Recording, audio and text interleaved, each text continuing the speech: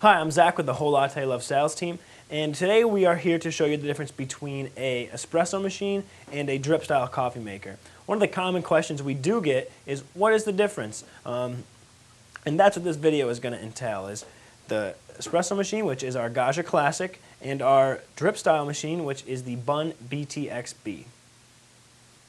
And here we have our Gaja Classic, which is our espresso machine.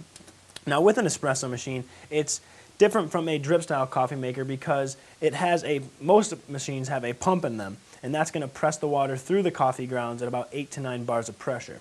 Now with an espresso machine, you can get a single cup of coffee out of it with like a cafe crema or an Americano, but the majority of the time you're going to be using it for espresso based drinks such as lattes, cappuccinos, shots of espresso. So the big difference is you're going to use a much finer grind. Let's actually take a look at it right here.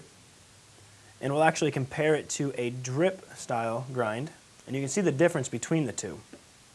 So when you brew an espresso, you're going to use that finer grind, almost like sugar, and then you're going to do between 7 and 14 grams depending if you're doing a single shot or a double shot. And because you're only doing a shot at a time, you're going to want it to extract between 20 and 25 seconds, whereas on a drip style machine it may take up to 5 minutes depending on the amount of cups that you are brewing.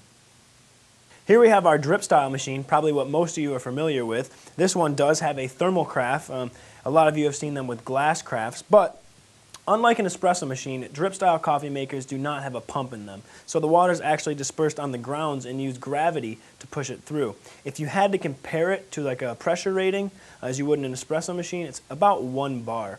And because the water is not pushed through the grounds, it uses gravity, you're going to need a coarser ground. So here we actually have an example of some drip style coffee grounds for you.